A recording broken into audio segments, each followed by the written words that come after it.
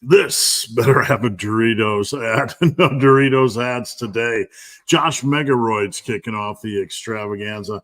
How you doing, guys? Welcome to Massive Iron Live. Before we get into things, anybody that does YouTube for a while will receive these emails, especially if you get one of those little plaques. I got one right up there for reaching 100,000 subscribers. You get emails every week. Somebody's trying to give you free crap to partner with you. You know, if you put my crap in your video, I will give you free crap. And I actually got one from Doritos last night saying, "Hey, we want to partner with you. If you do a 30-second introduction about Doritos, we will give you a 20% coupon off Doritos for life," or something ridiculous. I'm good, right? I'm really good. I don't need to encourage, flubulosity in my life. So how's everybody going? Welcome to Massive Iron Live. Massive Iron Live is the longest running live podcast and Q&A in the history of the lifting world, and I will continue to do so until I take a dirt nap. I hope you guys had a great week. I had an absolutely brilliant back workout yesterday. Probably my best back workout in over 7 years. It was so bad, my forearms were cramping in the middle of the night, and I'm using VersaGrips. Just really good feel, really good focus. Really pleased with how my training is going right now. Nutrition is going good. Last night for dinner, I had bison strips mixed with 96% fat-free ham just so I could kick up the protein intake. I had, what did I have? Pickled red onions and jalapenos and sauerkraut, getting in my fermented foods, and I'm really on track. So enough about me. I'm here to help you guys get big and strong and not get fat, unhealthy, and doing so. For those of you guys that don't know me, I was the 2023 Online Coach of the Year, voted by Trainerize, the world's largest training app. I am a past power lifter. I have experience in ultra running, and I just absolutely love fitness. It's my life. I love lifting. So I'm here to help. If you guys are new to this channel, don't be shy about posting up your questions. I don't care what they are.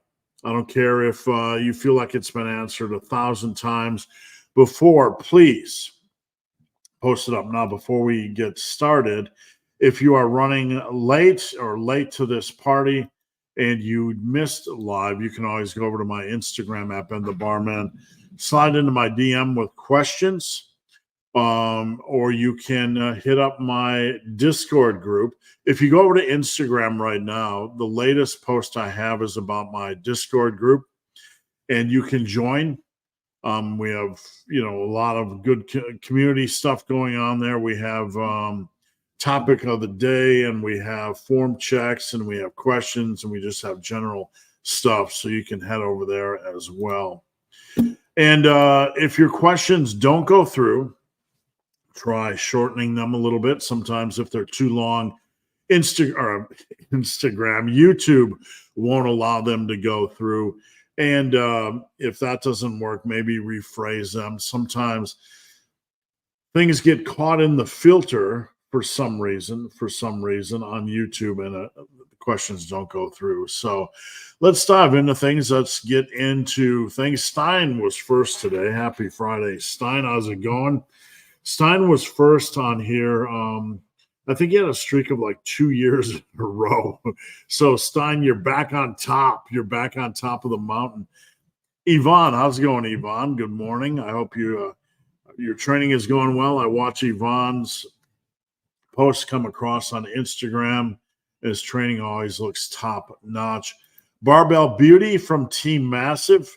Miss Beauty has crushed 50-pound dumbbell benches, and she's well on her way to 60 at a very svelte and petite body weight. So always impressive to see that.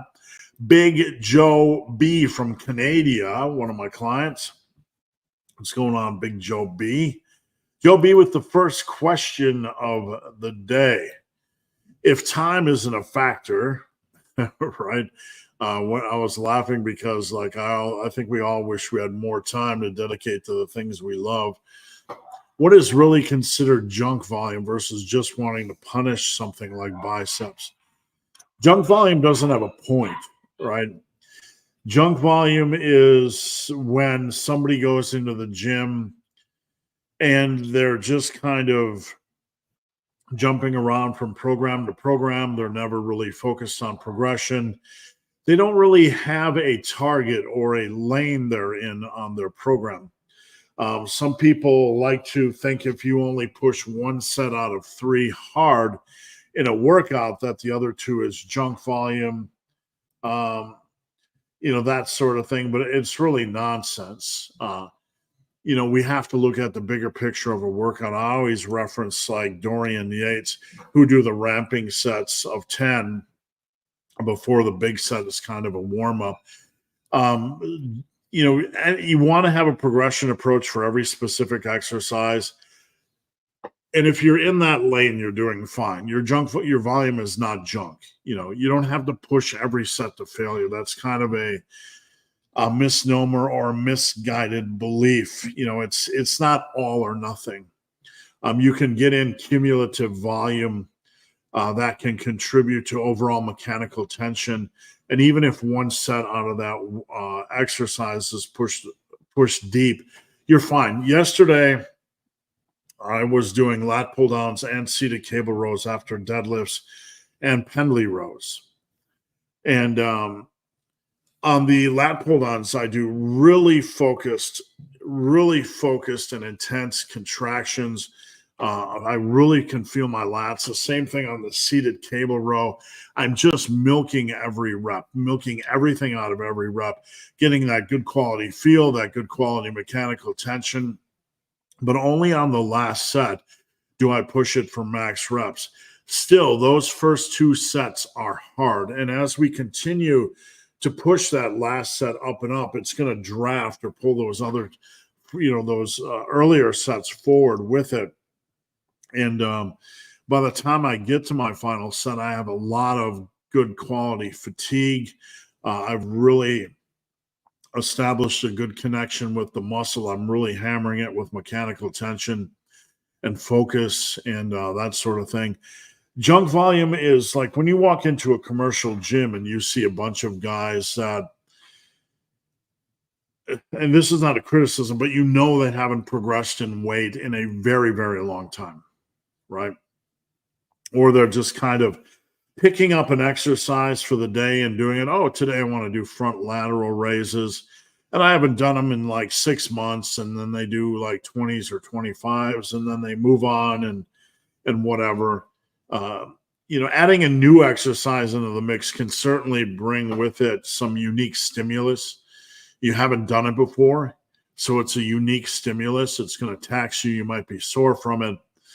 But that, if you don't continue with it, and then you come back 6 months later and do the same lift with the same weight, you're not progressing. You're just getting that kind of stiffness or soreness that comes from not having done a movement pattern in a while. So I wouldn't call that junk volume, but it only becomes junk volume if you're not doing it regularly, if that makes sense. Junk volume just has no focus.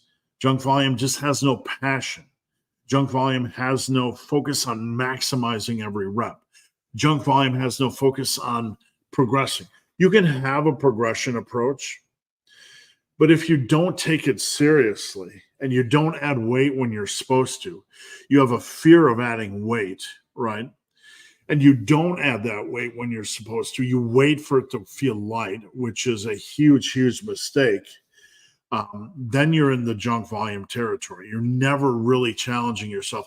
It doesn't get easier as you get more experienced. It gets harder as you get more experienced. It snowballs, right? You might feel very, very sore initially as you get into training and, very sore. You might not have a lot of work capacity. You feel it's hard to get through 75-minute workout. You're feeling weak.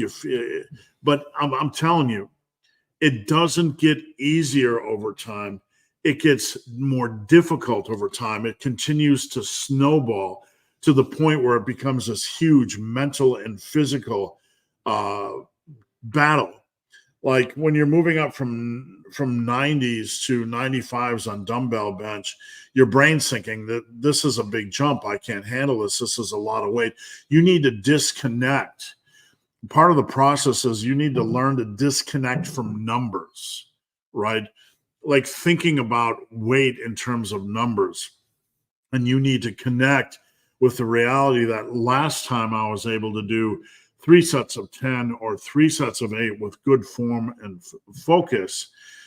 And now I'm going to move up a little bit. I'm not going to think about the weight. I'm going to think about the form and the focus. If you do that, that'll never let you down. You're in your place of safety. You're going to get as much out of every rep as you can, or it's going to help contribute to getting more out of every rep. And you're in a really good place. So long-winded answer, but there are a lot of guys that don't ever progress. So you see them everywhere in commercial gyms, and you want the best form. Junk volume, like if you do your normal workout, okay, and we're going to talk about finishers just for a second. If you've done your normal workout, there are some days where you have extra energy, right? There are some days where I have extra energy and extra motivation, and the stars just aligned, and you have the theme from Rocky in your head, or whatever's in your head that's super motivating. Maybe it's a Friday night, you got a big fun weekend coming up, and you're just full of energy, whatever the case is. And you want to do a finisher, go right ahead as long as it's safe. There's no downside. It's not junk volume. If you have just beaten up your body for 60 to 75 to 90 minutes and you want to do a finisher where you do like run the rack on dumbbell curls, run the stack on lat pull downs or lat prayers or whatever it happens to be, always remember that once the hard work is done, if you want to put on a finishing move, to use wrestling speak, do a finisher and just get the last bit of glycogen out of that muscle. Just hammer the muscle while it's already down. Nothing wrong with that. That's just bonus tension. That's just bonus effort, as long as you play safe. That is not junk volume, because it is piggybacked on with what you just did for the last 60 to 90 minutes. You're already fatigued, and you're going to take that muscle or group of muscles that are in a fatigue state, and you are just going to hammer it down. All right, Big Joe B, let me get a drink if you don't mind.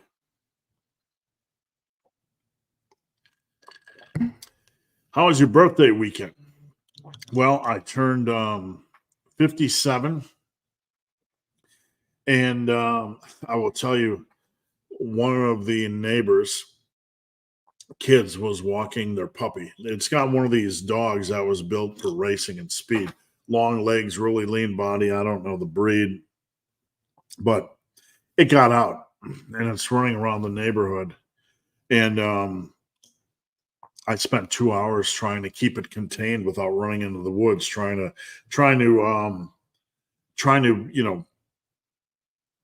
stay in its path, so I would encourage it to run back to the house. So I spent about 2 hours trying to get that dog to come back in, and finally me and another man were able to catch it. So that's basically how I spent my birthday.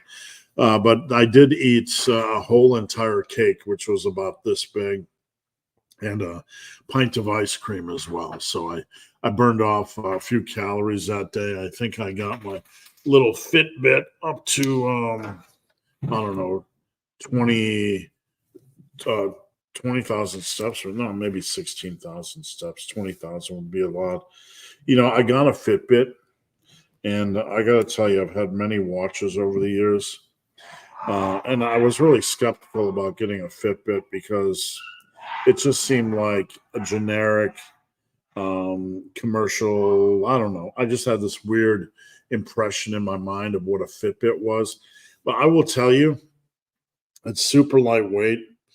I've I have a Chorus watch that I've used for running, and I have no issues with this as a running watch. It's really solid. I've used the Whoop. I've used other fitness watches. This is by far and away my favorite. By far and away my favorite. The app on here on my phone, the food tracker, which is free, is better than MyFitnessPal. It's easier. It's not confusing. It's slicker. It's more streamlined. I don't even notice this is on, because it's so small. Anyway, that's my story. Big Ice Cold Tristan, Team Massive Iron is back with another Friday Live. This is one of my favorite times of the year because I love horror movies. I love scary movies. And, me and my wife, every night of the week, basically, every night of the week that we can during October, we watch a scary movie. So tonight, I don't know what we're going to watch. Hopefully something new came out, something interesting. But I just love the month of October for that reason. Big Joe B. Are calves mostly genetic, and how large can they become if trained as hard as other parts? I've noticed some Olympia guys with relatively small calves. Well, calves can be very much genetic. There can be a lot of genetic diversity in calves more than anything else. So let me explain. I have 17 and 3/4 inch calves. I will show you if you will just give me a moment of your time. It would only take a second. I like the concept of calf training. I really do. I like, I have in my brain is wired in bodybuilding mode, well rounded. I came to powerlifting, after about 20 years of strictly bodybuilding. So my brain is always in the bodybuilding mindset. But my calves, which are right here, they are about an inch, a half inch to a quarter inch bigger than my arms. And this is about 17 and 3/4 inches. Obviously flex standing on my tippy toes, but they're literally no work. No work at all. No work at all. I like the idea of working my calves, but part of me is a little bit afraid that I'm going to end up with these 19-inch monstrosities. And I think there's a point where just for me, there's a point where your calves look too big. You ever see like one of these dudes with like dad calves that look like 20 inches? And man, if only our arms would be like that naturally, right? But there's a lot of diversity in calves. I used to work with Mark Lobliner, a professional bodybuilder, and his calves were not so good. We'll put it that way. He still won his pro card, right? I'm just a schmuck who never competed, so no disrespect meant. But he was a level above me as far as seriousness, when it came to training, and my triceps and my calves destroyed him. So there are, obviously you're going to have body parts which are stronger than others. The calves are at the far end of the spectrum when it comes to diversity, right? Easily the most diverse natural muscle group. You can have monster calves without ever working them. Now, I've talked about this many times on my channel, and that is people with small calves tend to, it's very rare to see somebody with small calves attack them with a great degree of intensity over 5 to 10 years, right? So people with small calves, we automatically assume in the world of muscle building that you can't build up your calves. If you're just, you just are stuck with small calves, you're out of luck. Looking back at Mark Lobliner, who I did some videos with in a previous life, his calves, I don't ever recall him attacking calves like chest. And that's no disrespect meant. But I think there's a point with some of these individuals where I wonder if they would attack their calves relentlessly over 10 years, what would happen? A muscle is a muscle. If you challenge it, it's going to grow. I don't think it's just you're genetically screwed. I think you can always get more size. How much? I don't know. Right. So I think they're probably more challenged than other muscle groups. Let me get another drink. We're having Diet Mountain Dew. I did have one Monster this week. This morning we had the Ultra Strawberry Dream. What other exercises other than shrugs add mass to traps? Overhead presses. Anything where you are pushing up, like with your elbows or shoulders in this manner. So an overhead press, a lateral, an upright row, any of that, anything in that movement family or movement class is going to hit your traps to varying degrees. For me, when I take a month or longer away from overhead pressing for whatever reason, when I was running a lot, shoulders sometimes I got to the end of the week and I would be doing a long run on Saturday, and I wouldn't always want to train my shoulders. So there were times where I was away from shoulder training for a while. And when you come back, obviously my shoulders were being worked hard, but I would notice my traps sore. So definitely shoulder work in that movement pattern is going to get your traps a lot of stimulus. And anything where you're holding the bar in front of you, like an RDL. Obviously, in your case, you're not doing deadlifts, but other than shrugs, just focus on doing your normal shoulder work, and that will contribute as well. How is your cut coming along? It's like a rubber ball in an earthquake, to be honest with you. It was last year I came out and lost a quick 25 at the beginning of the year last year. And then we, around April, we moved into a new place, a temporary place while I was having my new house built. And between April and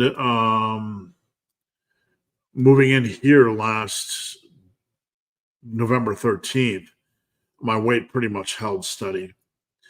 And it pretty much held steady on and off for the last year because just a lot of chaos of moving in. It took me 2 or 3 months just to get the home gym ready, and I couldn't even lift during that time. I was so busy. We're painting things and moving things. My wife was out of the country, not making excuses, but my weight has been just in a holding pattern since then. And you kind of get 3 days good, 1 day normal, 3 days good, 1 day normal. That's been kind of my pattern lately. So we're trying to get her back on track. Not really any difficulties or obstacles. Like, it's just normal adult life. Like, we had a storm 2 or 3 weeks ago, and I live in a construction area where they're building other houses, and a bunch of building materials flew around and damaged my car. And I don't know about you, but I don't get new cars very often. I was a little bit ticked. So I've had to deal with things like that, insurance stuff, and a lot of extra stuff during my day that just is filling my day or pushing for time during my day. And then a week after that, during prom night, a bunch of 14s went around and broke into cars. They broke into my car. They stole my gym bag that I got for being trainer of the year, which is irreplaceable. They stole my new Versa grips. They stole my new knee wraps. They stole my new Beats headphones. I just happened to have it in my gym bag in my car one night out of the year, and that was the night they broke in. I lost over $500 worth of stuff because there are 4 different individuals, and 3 of them were minors. There's varying degrees of court dates, varying times of court dates, and having to, deal with that. It's just adult life. It seems like, could I just get a week no chaos, right? I was thinking about, like my most productive years. And my most productive years were always those years where there's really nothing going on. It was before I met my wife. It was just me sleeping, lifting, eating, me sleeping, lifting, eating. I think one of the big keys in life is to find that place where you can just where the groove is greased, where you can just get on with getting on, and you don't have a lot of obstacles in your way. Because when I'm moving house, not to bore you guys, and my wife was in Australia. I'm loading everything myself. I'm driving it 40 minutes here. I'm unloading it. It's 9:30 at night. I have nothing to eat. I have nothing in the fridge. You make the best choice you can, but it's not always. There's no structure or meal planning. All right, Thick Daddy, a client of mine. How's it going? Good afternoon. Hope your birthday was a blast. Thank you, sir. Do you think you'll get more involved with programming Strongman for the everyday non-competitor? Um, I, I I've been gaining um,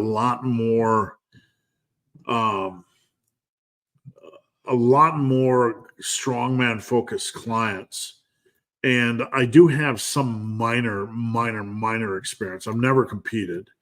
I had a good friend that was a Strongman competitor.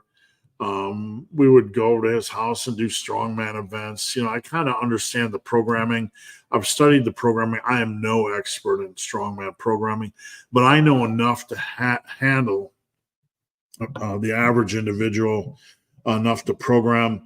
A couple years ago, I programmed for one of my clients a strongman training program in a commercial gym where he didn't have any access to strongman equipment.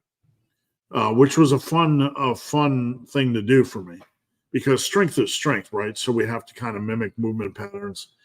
But basically, at this point in my life, I take the people that come to me, and whatever they are, for whatever reason they come to me, I help them. I have a wide variety of clients. People competing in bodybuilding, strict bodybuilding, some strict powerlifting.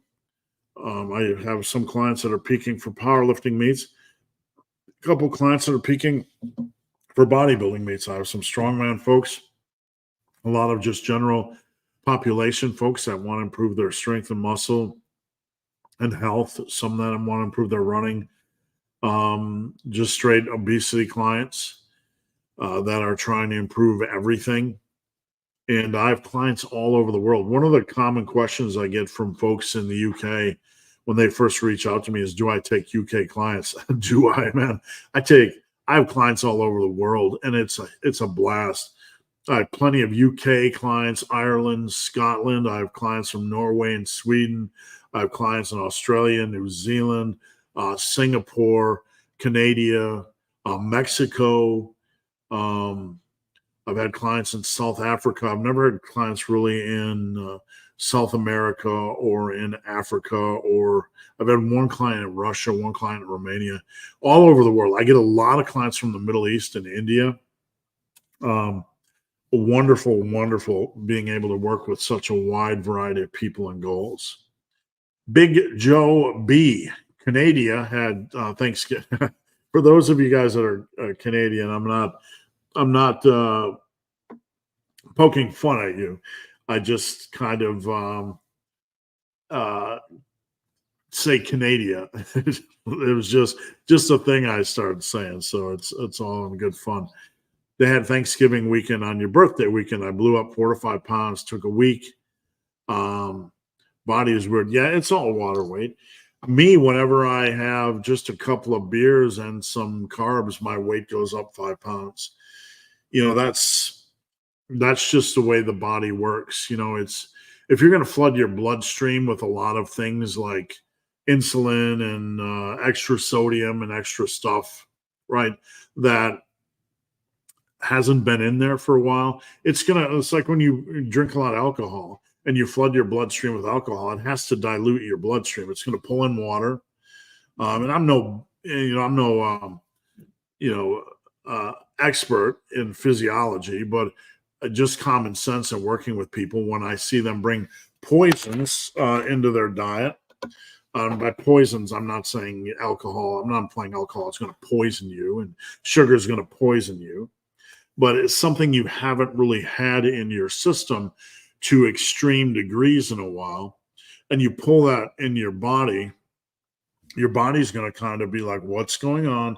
Let's pull in a little bit extra water, unless we need to dilute, the bloodstream a little bit. That's the way it seems to work. And plus carbs, you're really going to glycogen load, glycogen storage in those muscles. You're going to pull water in. So you will see a spike in water weight. A lot of people get afraid, but that is not fat gain. Generally, fat gain usually is something you have to really work for. It's funny, but when the periods where I was gaining weight slowly, 9 or 10 pounds a year, I was really overeating, right? Really making bad decisions. I'm not proud of it, but I was eating a lot of fast food and eating a lot of second helpings at dinner. And I think back at how hard I had to work to gain weight. I wasn't trying to gain weight, but I think back to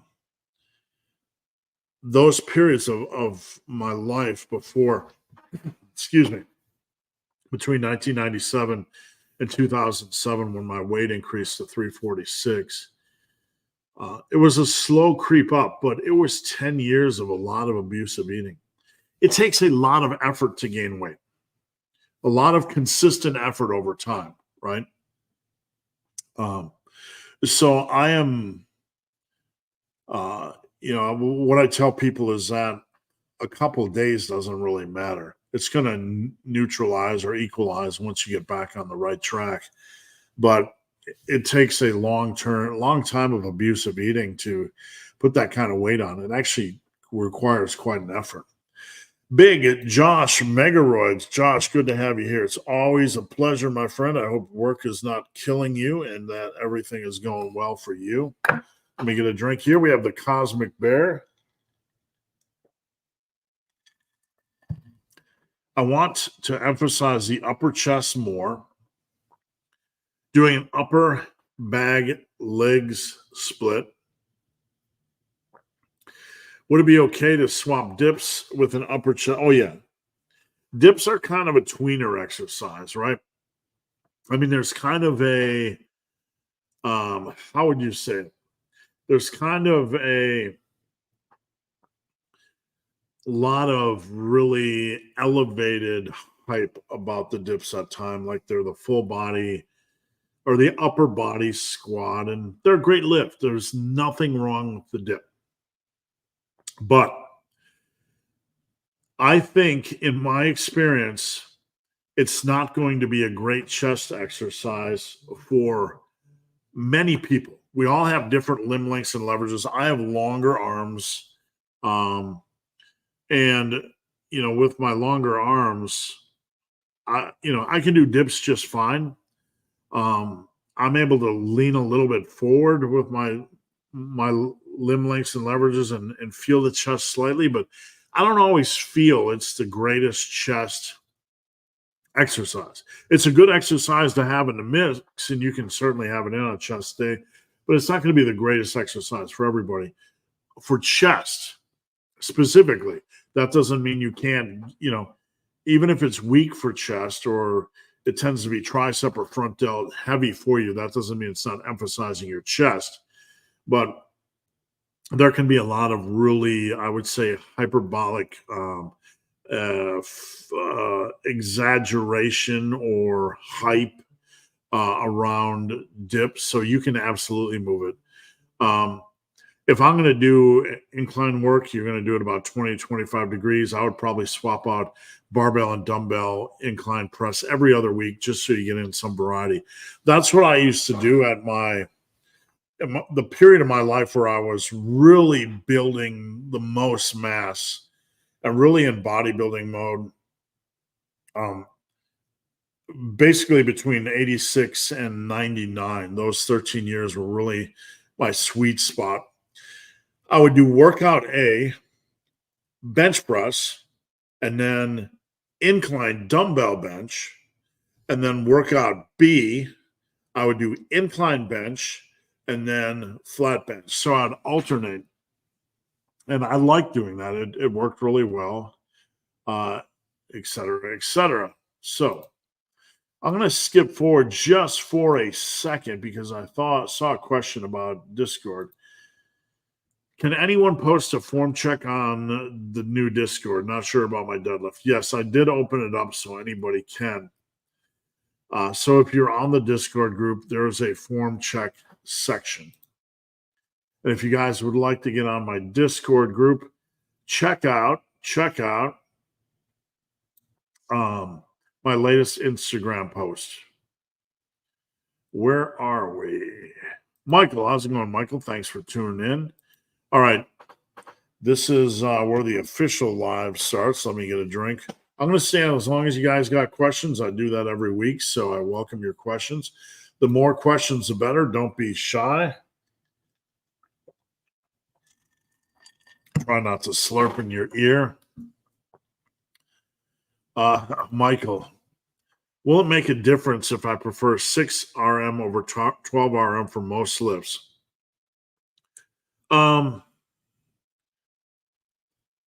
It's going to have to be on a lift by lift basis.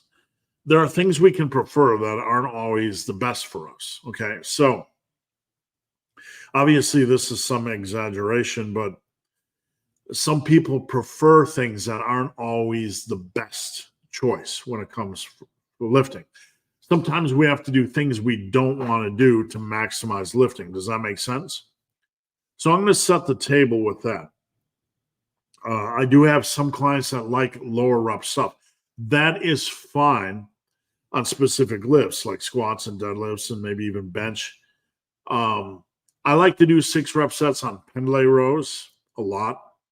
It just feels good to get in, knock out a focus 6, and sometimes I do more volume like 4 or 5 sets. So context is important. But once you get into certain lifts like machine presses and isolation work, no, you're going to have to kick it up a little bit.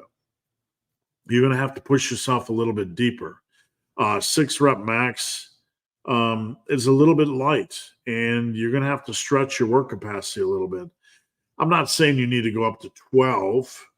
I don't do 12 a lot in my programming, maybe a few sets, but you're probably going to have to kick it up a little bit on some of the exercises.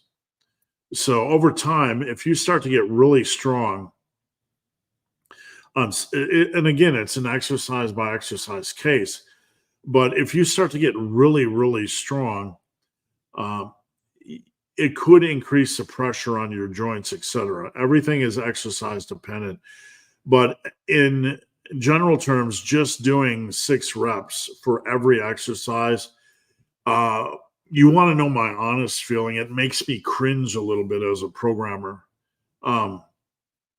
because the first thing I think is like we need to push ourselves in some ways we don't necessarily like to be pushed. And again, we're not talking huge degrees. You don't have to go from 6 to 12, but depending on the exercise, 8 or 10 might be a little bit better choice to just encourage a little bit more cumulative mechanical tension and stress and time under the bar.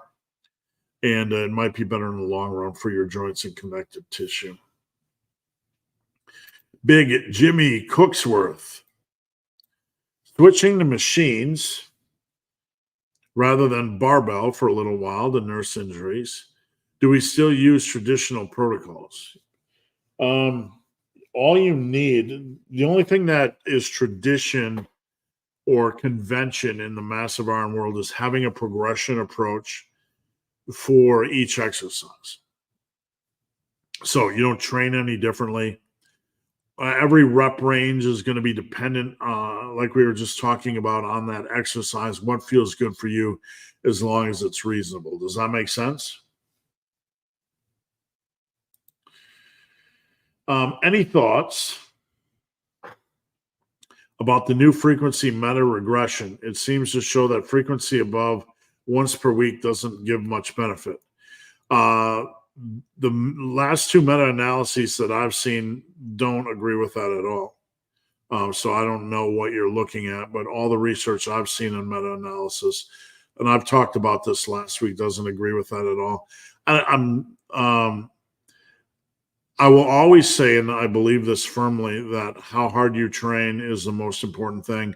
Frequency over the long run is something that people get way too invested in. The frequency has to match you and your preferences. If any of you believe that there's a big difference between any specific frequency, it's not true. It's not true at all. I don't care what any of these science guys, try to go to war over. We have whole decades where people were doing just body part splits, and everybody gets the same results as any other type of split. It's a time waster. It's a form of, it's almost become a cult. I'm just being honest with you guys. And people want to believe that some minor little nuance change in frequency is going to be a game changer. I spoke about, there were two meta-analysis, one a couple of years ago that Dr. Brad mentioned, and I spoke a couple weeks back on live, and you can check it out. Dr. Soko talking about a recent meta-analysis done by Dr. Brad Schoenfeld himself that showed that frequency didn't matter. So it seemed maybe, let me reread this because I'm so used to reading anti-frequency stuff. Any thoughts about the new frequency meta regression? It seems to show that frequencies above once per week. Oh, above once per week. I was reading that backwards. I sincerely apologize. I'm so used to people coming on here going after, trying to nail down some magic split. Yeah, I spoke about this a couple of weeks ago, Dr. Soko, that it doesn't matter. It really hasn't mattered. It will never matter. And these are one of the things I wouldn't say I'm going to go to war over, but I want you guys to always have faith in the fact that hard work is king. And hard work will always serve you well. Regardless, life is not perfect. And we have to structure a program that works for us. We can't be in bondage in a world of fear, right? The people that think they can only train 3 days a week or only train a muscle group 1.5 times a week, and they're put in bondage and fear in this industry that they can't somehow get good gains. You train hard over an extended period of time and you nail your nutrition, the body will always respond. Even if 30 years down the road, they find that one variable is more optimal than the other, it's going to be by a sliver of a degree. Even then, the art of training, the individual nature of training, where you're going to put together a selection of exercises that work for you based on injury history and available equipment. And then we factor in passion, right? There's so many variables well outside of this spectrum of frequency that can't be contained in a simple variable. That's the beautiful thing about training. So what gets me when somebody gets hyper-focused in the cult of frequency is that they do a disservice to what training is, the heart of what training really is. It's not that we can't learn things, generalities. It's just that the truth is hard training, passion, crushing the shit out of the iron. What I did yesterday in my back workout can't be quantified scientifically. It can be generalized scientifically. I know from 39 years of training, I can tell one back workout from another. It can look the same on paper. It can have the same principles, but in execution, the micro nuances can make my back workout yesterday, which looks equivalent on paper from a scientific standpoint, to things I've did for 38 years. It can look similar, but I know it was more impactful because there are so many variables and micro nuances in a training day that science and the spectrum of all this frequency stuff can't contain it. And that's the beautiful thing about lifting. I am in there like having a religious experience yesterday. And I don't mean, to sound exaggerated, but it was one of the best back workouts I've had in a long time. I could just feel things. And during my eccentrics, I was fighting it with the negatives, and I could feel the back working. And I had the energy, and I had the motivation, and every rep, every inch of every rep, I could feel just an amazing experience. I don't always have the energy or mental fortitude or capacity to do that. I give what I can on every day. But the point here is that I did the same workout that I did for the last year, but it was like up here rather than here. It was a 10, 11 rather than just an 8 or an 8.5. Science can't quantify that. Science can come on and say, lunges and mechanical angles and the angle 47.5 degrees and the tension and the length and partials. That's great. I'm not anti-science. And some people that get reactionary out there in lifting, when you try to present them with the concept that there's a bigger picture than just science, there's this world of art that can't be quantified. When you're in your headspace and in a rep and in a set, and you can feel the extra tension on every inch of every eccentric, that's where I like to be. It's not anti-science. It's not, let's slam the science guys. It's not, let's chuckle about the madness of frequency training and the cult of frequency training and the cult of obsession over optimization, barbells versus dumbbells and 2-day versus 1.5-day frequency splits versus body part splits, and people going out and telling you lunges are shit and bench press is shit and deadlift is shit for back training and shrugs are shit for trap training. I've heard all of this stuff in the past year. And I come on here over and over again trying to save you guys from that nonsense. Not because, let me phrase this the right way, because there's a bigger picture. I made a meme yesterday and I put it on social media. It might have been the day before. And I'm going to pull it up because it really, just give me a second. It really got some people fired up to the point I actually took it down because I didn't want to deal with the chaos. Sometimes I just want to coach people and I don't want to deal with the chaos. So I'm going to pull it up and we're going to discuss this a moment because this really has a lot to do with what we're talking about. Where is the window? Here it is. Okay. I'm going to get the question off here just for a second so we can see this. So I was sitting around the other day and I saw a video from Dr. Milo Wolf. And when I say somebody's name, I'm not attacking them. Okay. I saw a video by Dr. Milo Wolf.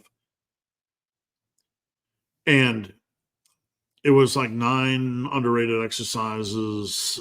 Hey, I'll bring it up right now so we can look at it. So just give me a second. I'm going to bring it up because this is a good discussion and this is a productive discussion. And it speaks to the importance of giving yourself the freedom to be an artist in the gym and not just shackled by science, right? So just give me 1 second to skip through the ads and do the thing and just give me 1 second. But it speaks to the importance of opening your eyes to the science of the art of training and not just the science. So I'm going to share the screen and I'm going to share the other screen. And we're going to talk about this because this is an interesting thing that happened, and it'll show you the divisiveness in this industry and why some people push back against the art of training.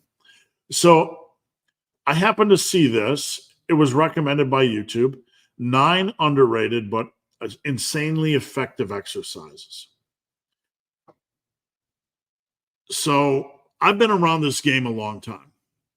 Let's just set the table like that. I've seen these types of articles over and over, this content over and over and over for the last 20 years. T Nation used to put on a lot of 7 new exercises. I'm not against new exercise. I'm not against trying things. Guys, I've tried everything. Nearly everything. And I don't even know what exercises are in the video. And I'm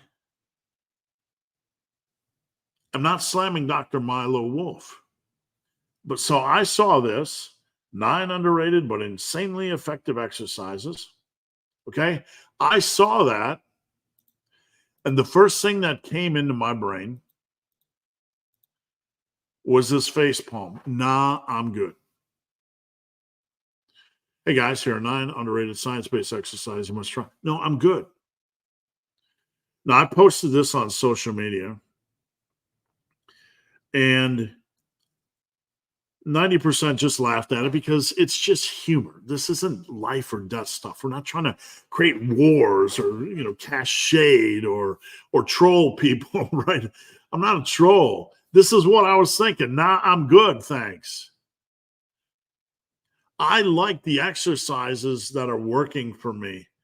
And I don't want to wake up every day and have another 9 new fucking exercises. I don't want it. I've been down that road 100 times. I don't want to hear it. I don't want to see it. If it helps somebody else, great. Now, one of the funny things about this is that people thought I was attacking Jeff Nippard. I actually went into AI and I asked for a know-it-all with a beard that was confronting me and below, right?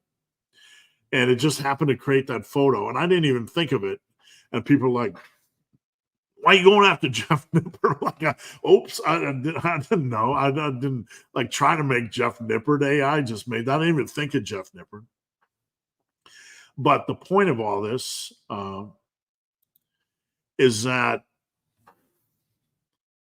I posted that, and it's my honest feelings. I don't want 9 new exercises. I want to find the exercises that work best for me. I've tried them all. You guys can try them all. You guys can try his exercises. But the constant content machine, new exercises, the focus on optimization, the misguided focus on optimization, right? The obsession with trying to find optimal splits and optimal frequencies and optimal this and optimal that, right? I am against it to this degree because I know when you are in the gym and you are doing the same workout you did last week, there is a way to take it to a next level that has nothing to do with science, that has nothing to do with frequency, that has nothing to do with magical exercises. There is a whole realm that exists outside of quantifiable variables in training. And that is the exciting part of training for me. That is what I love about training, that I can go in and do little nuanced things during a set that make no sense at all in the scientific realm. But I can feel it. I can feel the extra tension. I can feel the extra focus. I can feel the extra drive. Now, you can say you want to control, I tell people, you want to control the rep up, get a slight stretch on your lat pull downs, and then drive your elbows down. That's a starting point. That's information I give to people. One could say that's a basic scientific analysis of how to step into the hard training realm, right? Client yesterday sent me his seated cable row, and it's like torso way forward swinging, really quick. So we need to refine that. We need to refine that so it's not just moving rapidly through space. So we give a basic scientific foundation, technical foundation for how to maximize that exercise. So that's step one. Okay, you want to control it down, pushing back as you control with the elbows so you can feel that back work until you get a slight upper back lat stretch. Your torso can move just a little bit forward. And then during a seated cable row, you want to initiate by driving the shoulders and the elbows back in a semi-powerful and focused manner. Not too powerful where you're sloppy, but in a focused power manner where you can really feel that back contraction. And during that movement, your torso can move slightly back as a result of moving your shoulders and elbows back. Then when you're moving it forward, you control it down, pushing back at the elbows, getting a slight stretch on your upper back and lats, and repeat. This is a technical, scientific, easing you into the scientific or the technical way to train hard. It is like teaching someone guitar. Here's technically how you do this chord or how you transition between these chords, right? Or if you're learning something in college, this is technically how you solve this or do this, right? It's a base level of communication. It's a foundation. But we all know that no matter what you do for a living, there's an art to it. There's an art to programming that can't always be quantified. There's an art to music. Obviously, you can know the notes, but that doesn't mean you can make brilliant music, because the brilliant music is found in the art. The same goes for lifting and science and optimization. You can have that platform, right? You can understand what I just taught you on the seated cable row, but there are ways to take that well beyond what I can't even explain the feeling of what it is like to crush a next level set of seated cable rows. And I'm not even going to failure, and I'm absolutely destroying my body through focus. All things are clicking. Everything, every inch of that exercise, I can feel I'm getting something out of it. That is the art of training that is placed upon the foundation of training. The foundation of training, what would be considered the optimization or chase for a scientific platform, that's all good and well. We're not anti-science, but what we do is we understand that a basis is not the endpoint, okay? We can discuss frequency. We can discuss exercises. Dr. Milo Wolf put out a video where I believe he said he didn't like lunges. Lunges are going to be highly variable for the individual, right? It's a quality exercise for many.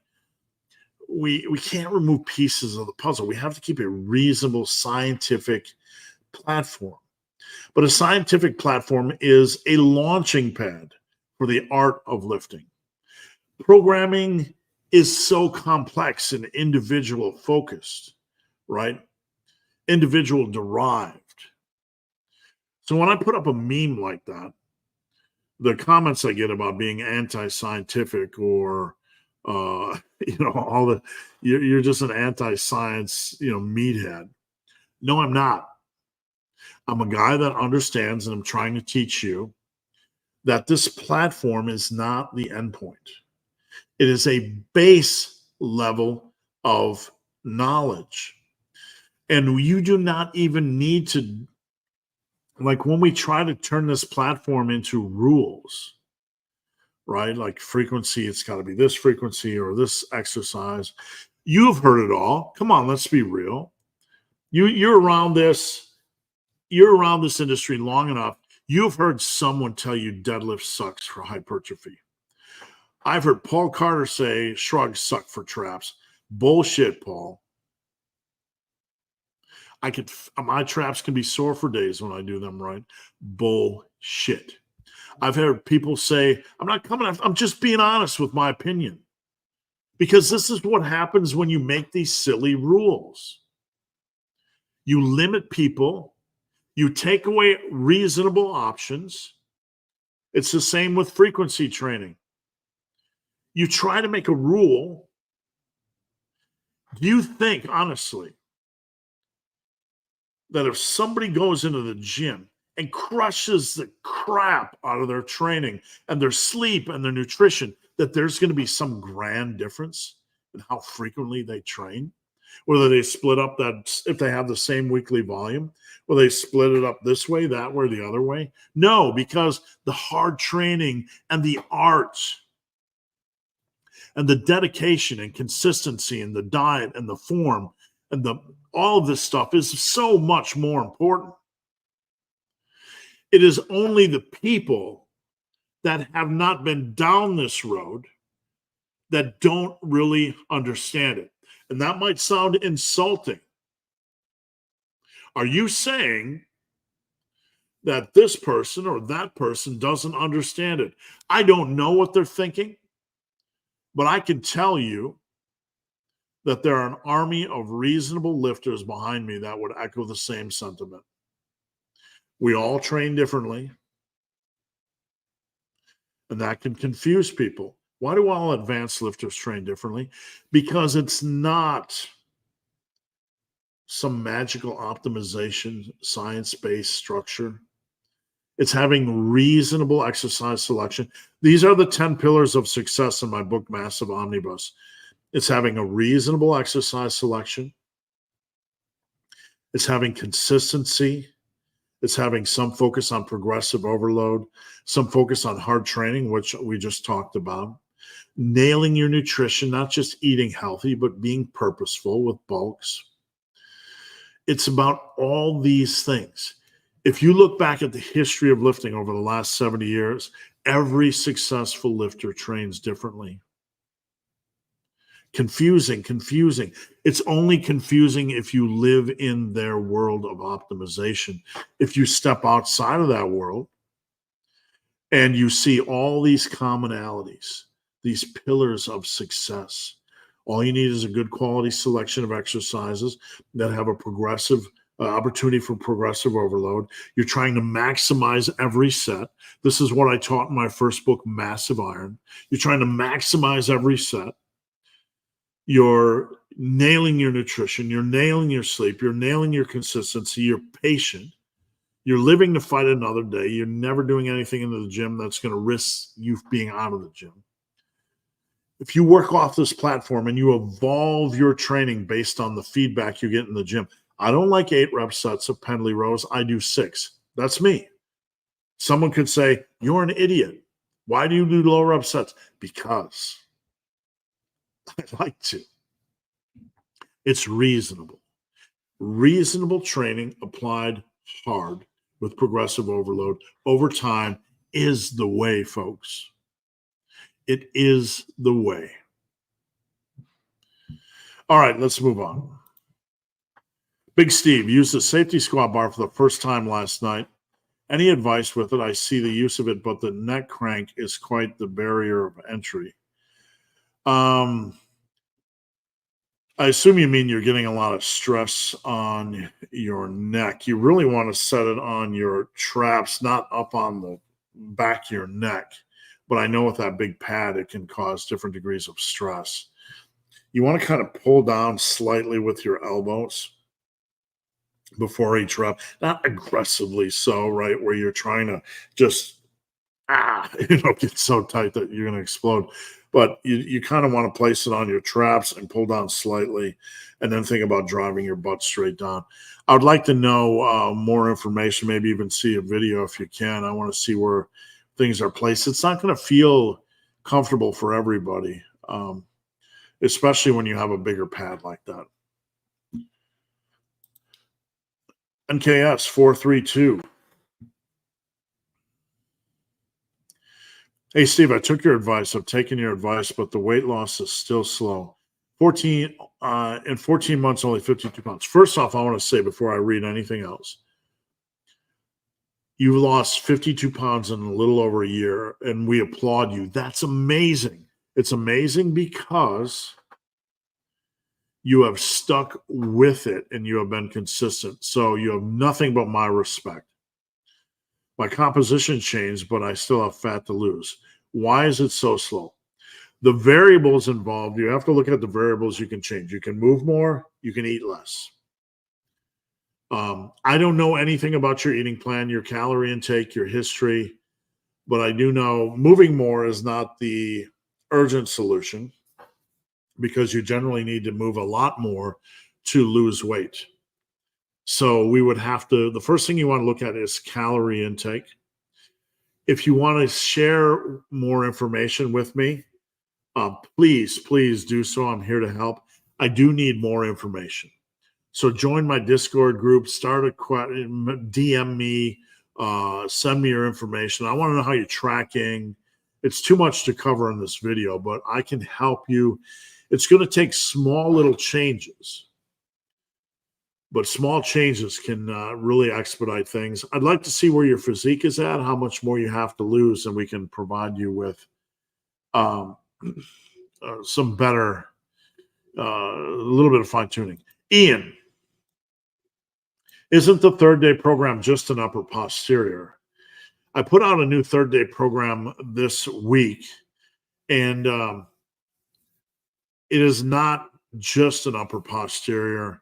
I mean, it is a structure. You can really frame it any way you want. That's just an example. It is really about benching and squatting every third day. Benching and squatting every third day. You bench every third day. I have no other program specifically like this where you bench every third day and you squat every third day. Usually most of my programs, we don't squat twice a week.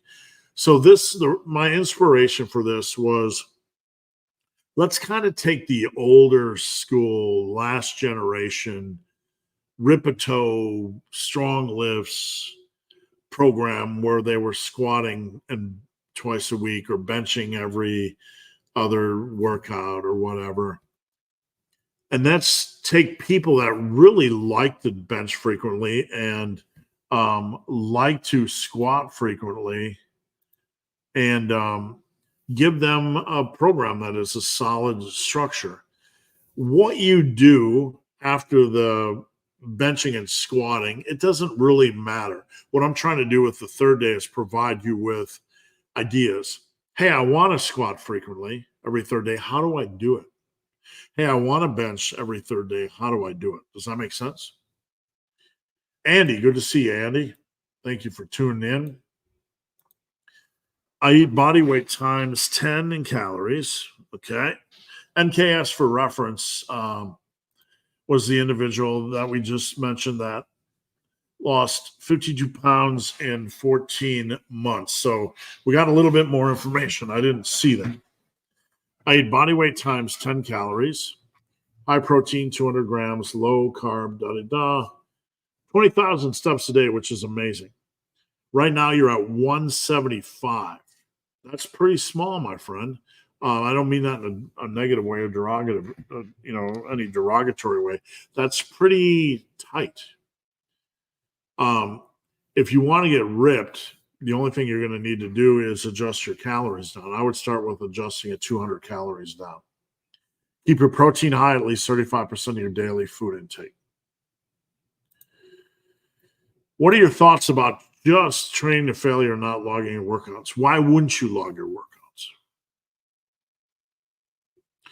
You can do so, but I want to remember what I did last time. So I'm going to say this, and I mean this with complete respect. Logging your workouts is a minimal effort. There's so many ways to do so. I am in this to win it, right?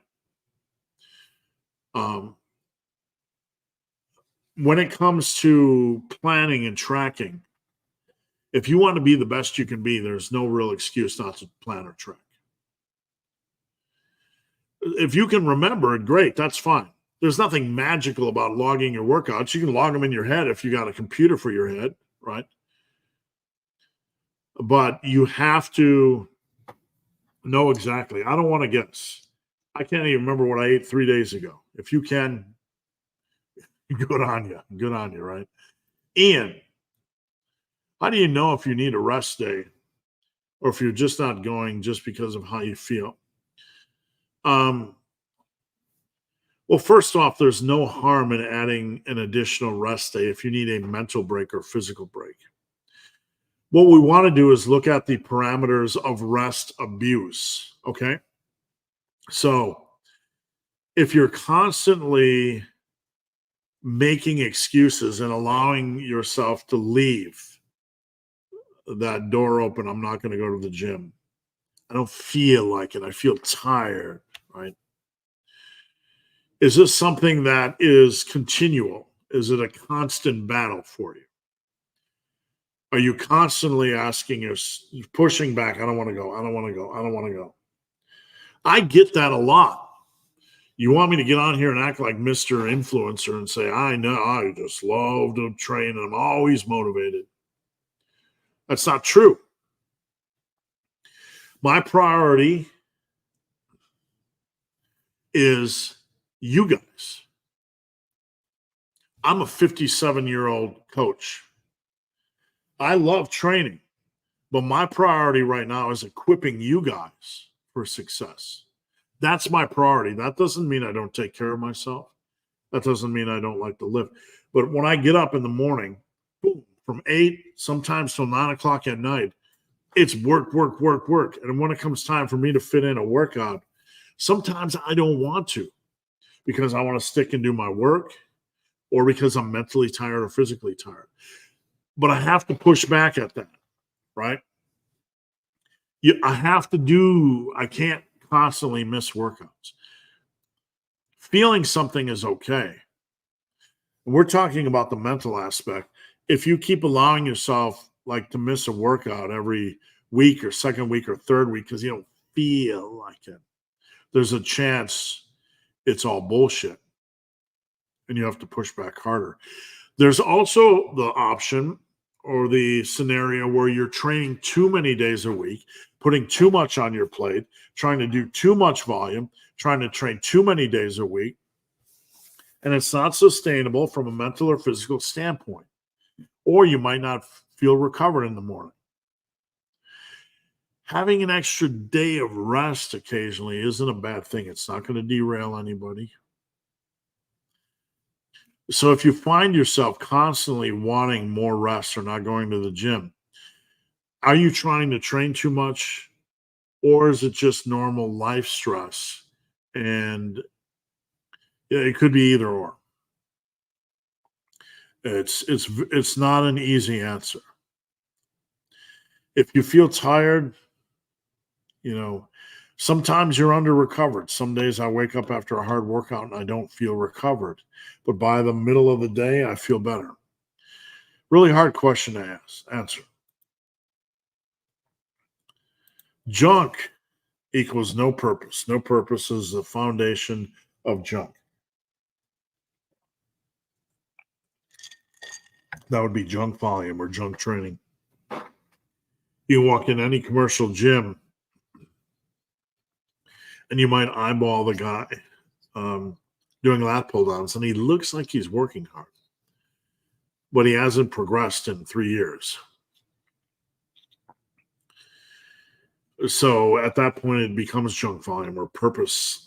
Junk is kind of a harsh term, but if there's no progressive overload, there's no progress.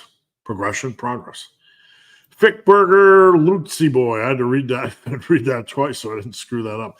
Hey, Steve, love your style and wisdom. Thank you, sir. I've learned a lot from you. Thanks. I'm also 57 and doing Menser's ideal split. Not enough volume for a guy my age.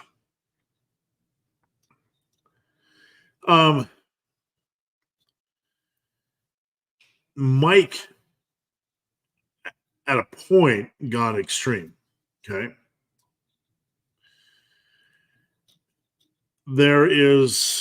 I'm being polite here and respectful. So I'm trying to analyze this in the most respectful way I can. But at a point, Mike pushed the needle way extreme. You have convention, which is right. Basically what 99% of lifters have done over the years to gain muscle. And then you have Mike. Mike tended to create a lot of arbitrary rules as far as frequency or volume. I don't really think that's ideal. No, I do not. I can outtrain anybody 27, 22. That's not me puffing up my chest. It's just because I know how to train hard. And this isn't about how hard I can train, but I don't have any recovery issues. I'm not getting beat up. I'm not under recovered like a lot of the fear Menser put into people. Right? Recovery is individual. Volume is individual. You want to do what you like, not just lockstep with somebody else's program. That is really the key. And I'm not being critical of you, but one of the cornerstones of what I talk about in my book, Massive Omnibus, is evolving your training, personalize your training. It's okay to add sets. It's okay to add volume. It's okay to take a starting point and change. And I honestly think you should. Eric, I want to train and exercise more. I want to train and exercise more seldom because I think this is why I don't get stronger. Nope. If you're not getting stronger, it's not your frequency. It's not likely to be your frequency. You can't just do bench more often and get stronger at bench. Something is broken in your programming or your nutrition. And I mean that politely. Adding more bench and squats isn't going to necessarily, it isn't the way. If it was, that's the way everybody would be doing it. I need to know more about your weight, about how long you've been training, about your form. But I will tell you, it's highly, highly unlikely that adding more frequency with a lift is going to be the magic key to get you stronger if you can't get stronger now doing what you're doing. There's something broken. I mean that as respectfully as I can. Ice cold. Is it good to do squats at 60% 1 rep max after doing heavy RDLs? I normally do squats, I'm thinking of programming squats after RDLs. That's fine, but you just need to be willing to adjust your squat. Your squat's going to start at 60% 1 rep max, but you need to do the progressive overload thing. Intuitively, how am I feeling after RDLs? I'm going to push for safe progression, and that's going to climb up in an auto-regulated manner, if that makes sense.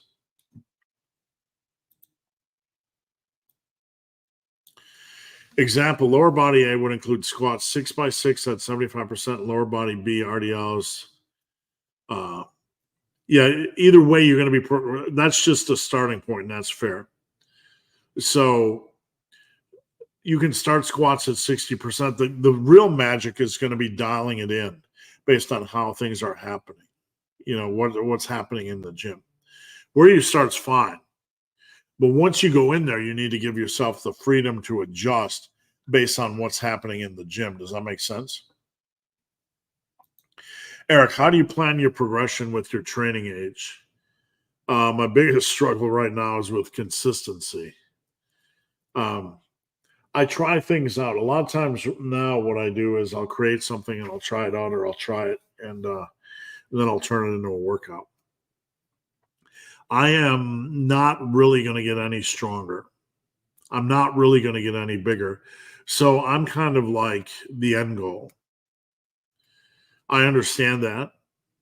And I have to train for longevity and make sure I can continue to train okay. But, I still like to train hard. Yesterday, I go in, I train as hard as I can. I try to maximize sets.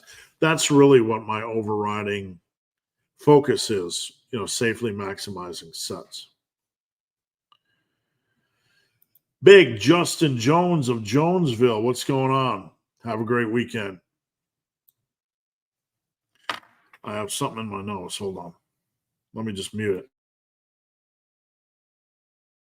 I didn't want to honk that horn, blow out your ears.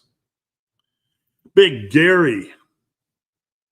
Speaking of the UK, what happened with you and Fabs? We had a personal falling out. I'm not going to get into it. I'm not going to get into nuts and bolts because that's something between me and Faz. And I wish it hadn't happened. And some things were said that I wish hadn't been said. So I don't want to get into it. It's just a personal thing. It's my personal relationship with him. I'm going to leave it at that. I started your BLT program. That's my bench long-term program. We basically do 10 by 10. About 5 sets in, I got drop kicked. Not unusual, man. Not unusual. That's what I would do. It's a hard program, and getting into 10 by 10 is going to be a butt kicker. But if you stick it out, I started at 225, 10 by 10. I got up to 255, 10 by 10. So I gave it a good old run. Big Nolan, happy Friday. Been waiting all week for this live. Thank you. Nolan's one of my favorite clients, a superstar. Can anyone post? Yep, already got that one. You guys, please join. Please check out my latest Instagram post at Ben the Barman. And you can go over there and join my Discord community. Let me know if you need help in any way. I'm here 100% to help everybody. Tips on training bicepticons with elbow tendonitis. A tough road. I was on that path about 2007, 2008 when I discovered VersaGrip Pros. Elbow tendonitis in lifting is from overusing the grip. You get kind of really brutal, aggravating pain right about here. So while you make the move to adding VersaGrip Pros, you're waiting for it to slightly heal, sometimes doing certain bicep exercises can really be aggravating. The only thing I recommend is finding exercises that work for you, even if it's a minimal number, and even if you have to drop weight a little bit, drop weight. Get creative with the exercises. I want to try a few different things. Let me get a drink before this one. We got two big names in here.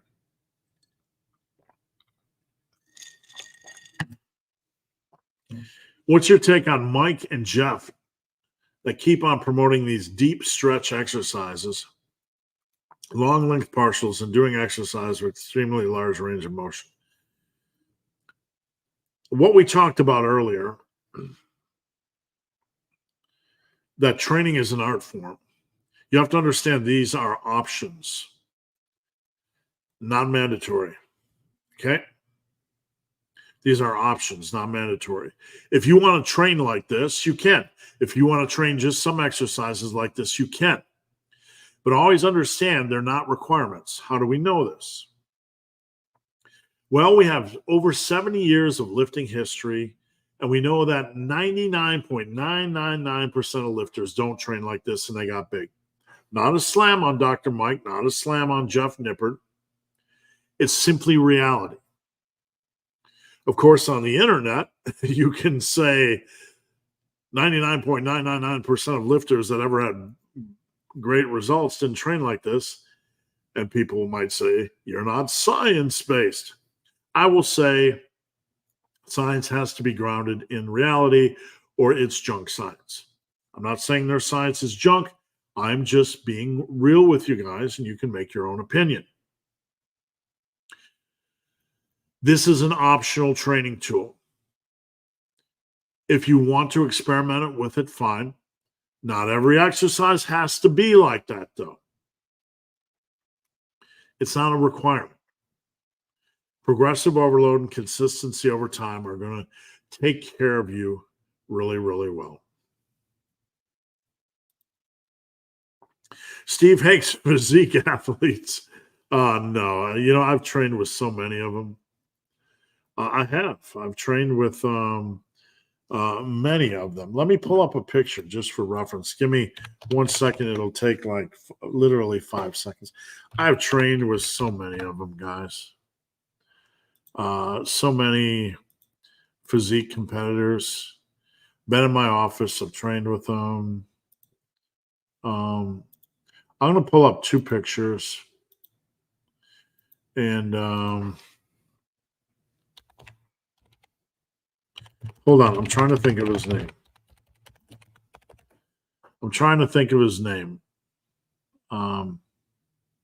Who was the guy that was just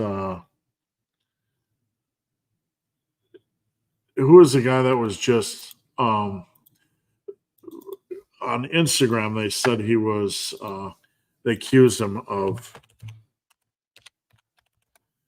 maybe minorly photoshopping his pictures. Man. Oh, here we go. Perfect. Ryan Terry. I couldn't remember at all. There we go. I'm going to show you guys a couple things just for reference. I have had the wonderful, wonderful pleasure of training with so many people. Ronnie Coleman, IFBB pros, IFBB champions. Way back in the day, I used to have Sean Clarita. I met him. I used to profile him when I was at Muscle and Strength. All these guys, so many of these guys I've been around. I've had a wonderful, wonderful career. And this is me with Ryan Terry. Ryan Terry came 1 week. And we spent a couple days. We made content together. We talked together. We did all the things.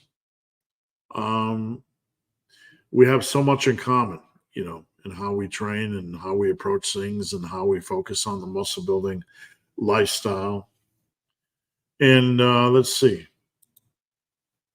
Let's do another pro. This is Shomo Das. He used to come lift at my gym. In fact, he used to text me, "Hey man, you want a bench?"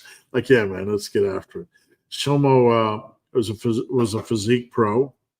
Is a physique pro, and he wasn't as strength power building crazed as me. Still knocking out 275 on bench. Super, super respectable.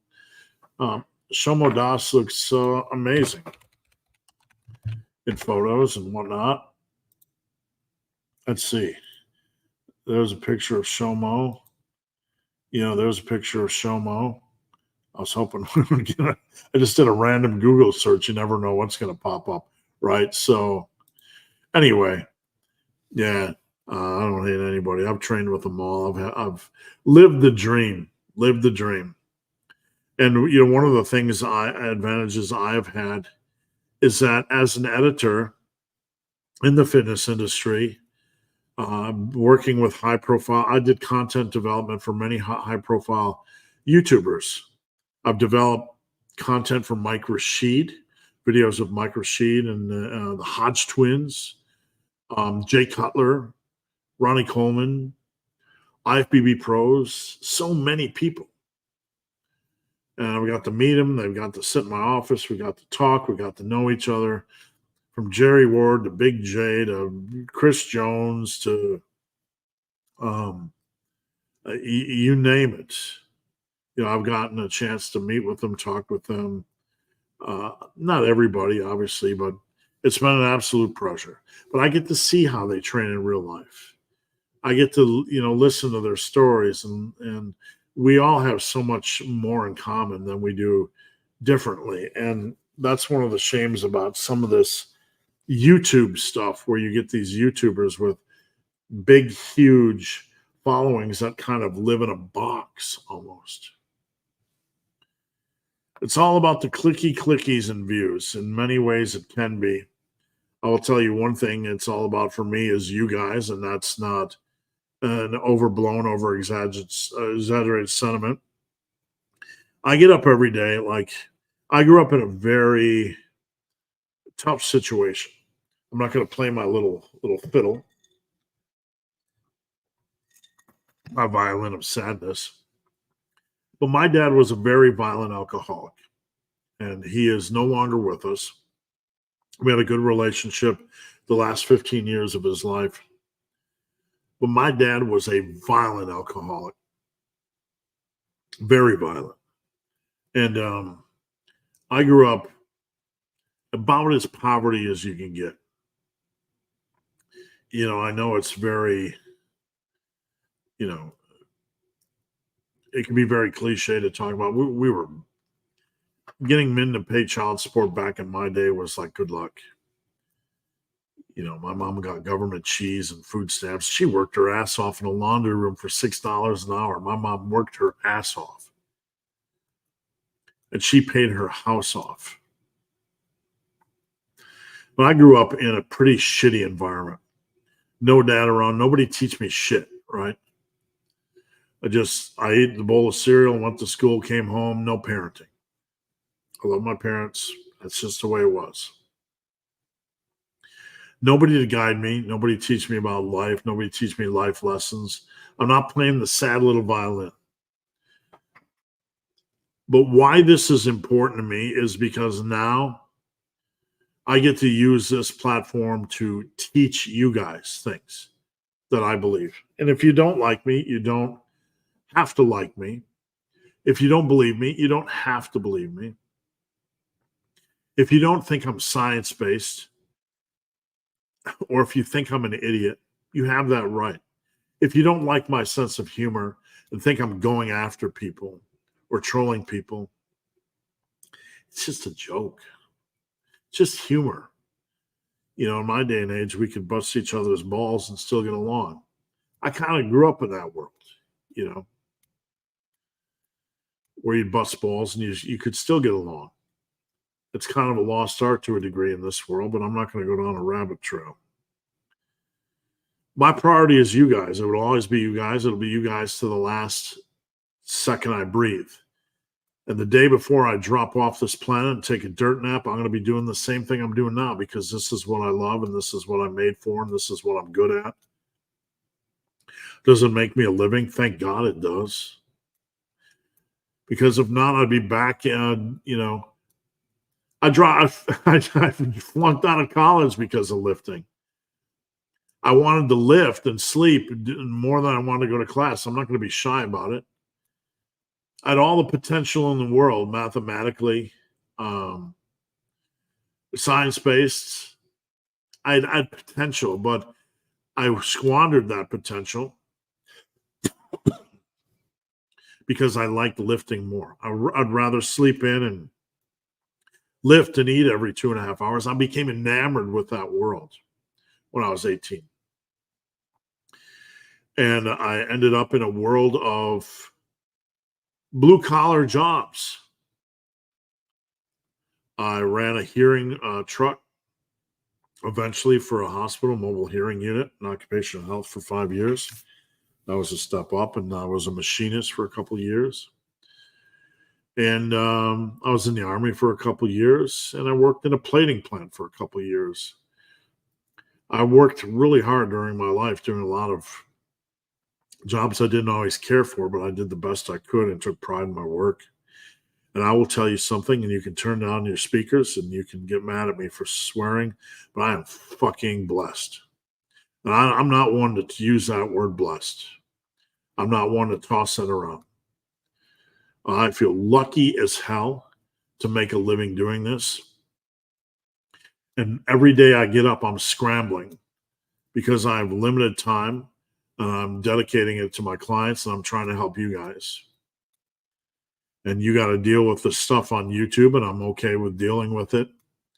There's a lot of shit that comes on this box, that I don't talk about. And it just gets a little bit old at times, but I still get to continue to wake up and help you guys, right? And that's the important thing. AI has something against Jeff Nippert. I just don't know how asking AI for a picture of a know-it-all lifter, it just created that image. I didn't even think about it. Get wrecked. A 5'10", 18, 27-inch legs. I believe I may have peaked roughly at 10. It's going to be, you can get up to 250, but, it's at the point you're at, you're not really, I'm not trying to discourage you. We just have to understand the game you're playing. The deeper in you get, the harder it is to go. And you really, could you get 18 and a quarter inch arms? Yeah. Going to take you 10 years to get there. Yeah. You have to decide if it's worth it. You also have to understand that once you get above 240 pounds, you're entering the heart attack zone. The more weight your body has to carry, the harder it is for it to carry that weight. So just take care of yourself, whatever you do. You get to decide what you do with your body and what you want to chase. But the one thing I could stress to you, and a lot of people don't like to hear that, is once you are at elite levels, just getting that next sliver could take 5 to 10 years. Only you get to decide if it's worth it. I feel like these modern science-based lifters are starting to take things they are taking it too far. And they're losing a lot of the heart of lifting, and that's the problem. We're not anti-science. We're losing a lot of the heart of lifting that makes it exciting and fun and really bigger than just science-based.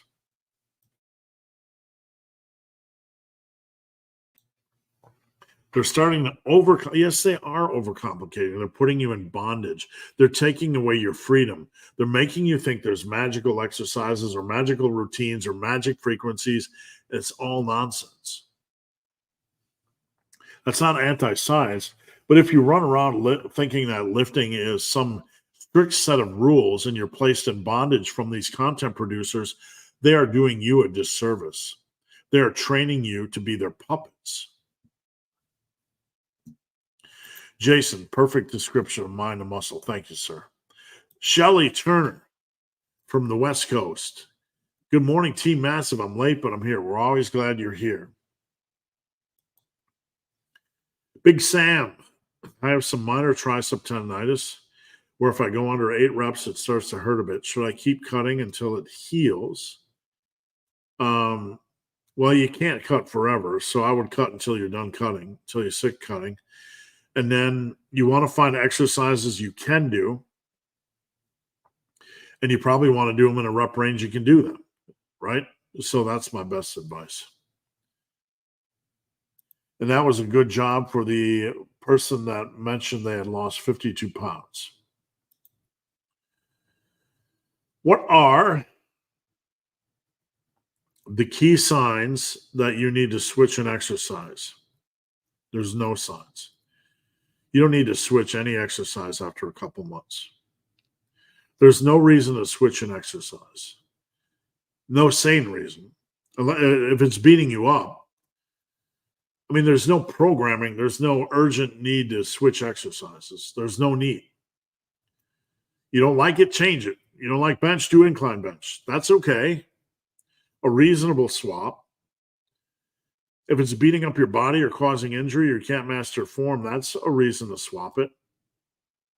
Outside of that, there's no reason to swap exercises, no urgent reason. I've been using basically the same core exercises for 39 years. There's no need to change exercises. It's all progressive overload and hard work. Big Dominic. I've been thinking about doing bench one time a week and the second day doing overhead. Perfect. I'm currently doing overhead and bench on the same day. Nope, that's how I generally program it. Have a couple days of rest in between. I think you're on the right path. All right, guys, we got 6 questions left. Get them in now or we'll be hopping off. I appreciate everybody's questions. We had a really good discussion today. If lower back feels fatigued, should you still squat that day? What I generally do is go through my normal warm-up set protocol. And if I feel like something is off or not right, I will probably just do one set of 6 at a slight deload weight just to keep my connective tissue strength, and I'll move on. Is it normal that lower back slightly pinches while bending down the day after deadlifts? You mean like you feel like your lower back is thrown out? It's normal to feel light stress and light soreness, yes. I would still have your form checked frequently by someone like myself. Wondering if you agree, but I feel like nutrition is most important. I found that just about any program works. Well, we like to dumb things down a little bit in the fitness industry, saying nutrition is 90%. Nutrition is important if your training is on track. What I talked about earlier in this video about hard training and the art of training, if your training isn't there, it's not progressively overloaded and it's hard, you can nutrition yourself hard all you want. You're not going to build muscle. You have to have, so I'm going to get out of the realm that nutrition is 90%, training is 90%, right? The platform must be hard training and progressive overload and consistency. From there, if you don't nail your nutrition, you're going to squander a lot of it. Does that make sense? I feel like you have a big area of opportunity in trying to improve your pull-ups. Would be awesome to experiment and see if you can train them up or not. I've had my pull-ups pretty strong in the past. I think if I can get down around 200 again, I might have a much better shot, but we will see. What's the highest body fat percentage you would cut to before bulking again? Well, I don't really like men to go over 240 pounds. 230 pounds is kind of my limit. You've asked me, well, my personal limit, I wouldn't want anybody to go over 230 pounds because you're starting to enter the unhealthy heart attack zone. It's harder on your joints. You're starting to encourage type 2 diabetes, potentially. So it's not so much body fat percentage. Mentally, do you start to feel tortured by what you see in the mirror? You want to stay in a range that feels comfortable for you. Some guys like to be bigger. Some older guys like to be bigger. That's fair. But we also have to take health in mind. So just keep that range in mind. And he said accused of photoshopping his pictures. Alex Eubank, I don't know about Alex. Let me see if I can even find the Ryan Terry hoo-ha.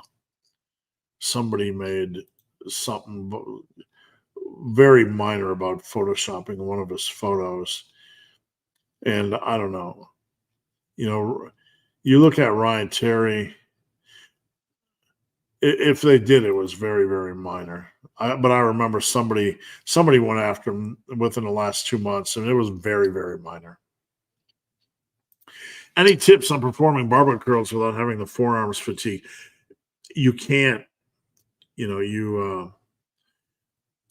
It's if your forearms are fatiguing, it means your forearms. It's a compound movement, even though it's we like to label it as an isolation movement. Your grip is involved and your forearms are involved, and there's a good chance your forearms are just weak. You're just going to have to continue to push, to expand, to try to get one more rep than last time. That's the golden key. Even if your forearms aren't cooperating, you have to keep pushing everything. Pull up, chin up tips or cues, general advice. This can be very much ego lifted. A lot of people, you want to get full extension at the bottom. You don't have to overextend or overstretch, but you want to we're in this for hypertrophy and taking care of our joints and building quality strength. You want to get a minor stretch at the bottom and then drive your elbows down with focused power. So you can feel the lat. I mean, you can just do regular body weight pull-ups and not focus on feeling the lats and not getting full extension, but we're after maximal hypertrophy. That's what you want to do. It's really easy to stop them short and put a lot of extra stress on the bicep tendon and do the rapid jerking turnaround. I'm not a big fan of that. Can that warm-up set protocol for heavy singles, doubles, and triples be used for normal sets and reps with I have a warm-up protocol. You can go over to my website, superlivingtoday.com, superlivingtoday.com. You can go over there and search warm-up, and you can get the PDF, or you can go to the main page of my YouTube and search warm-up. And you can get a video of my warm-up protocol. And it'll show you how to do warm-up sets for any first set on a heavy exercise like overheads or squats or whatever. All right, guys, this is the last question. After this, I'm hopping off. Last call. Great conversation today. Great questions.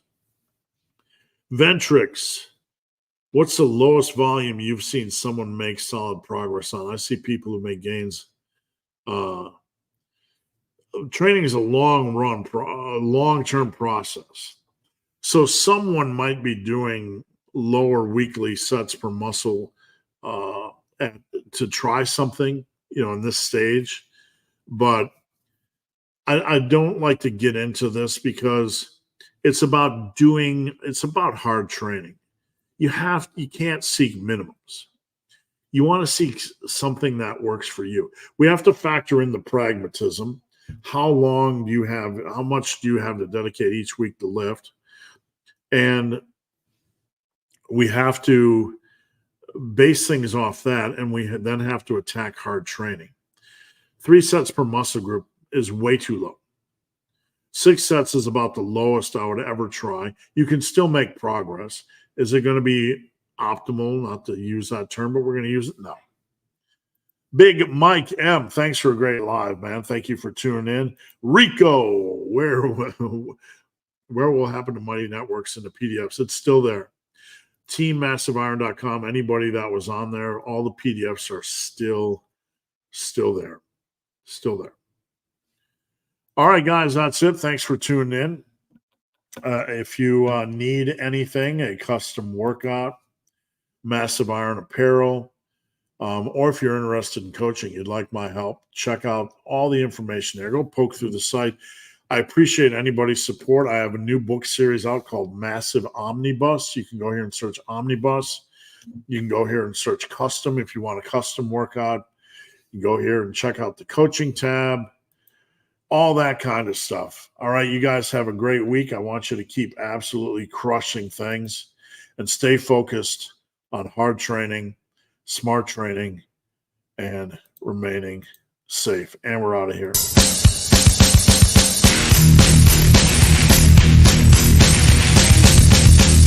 It's not almost over. It's not almost over. You're not almost there.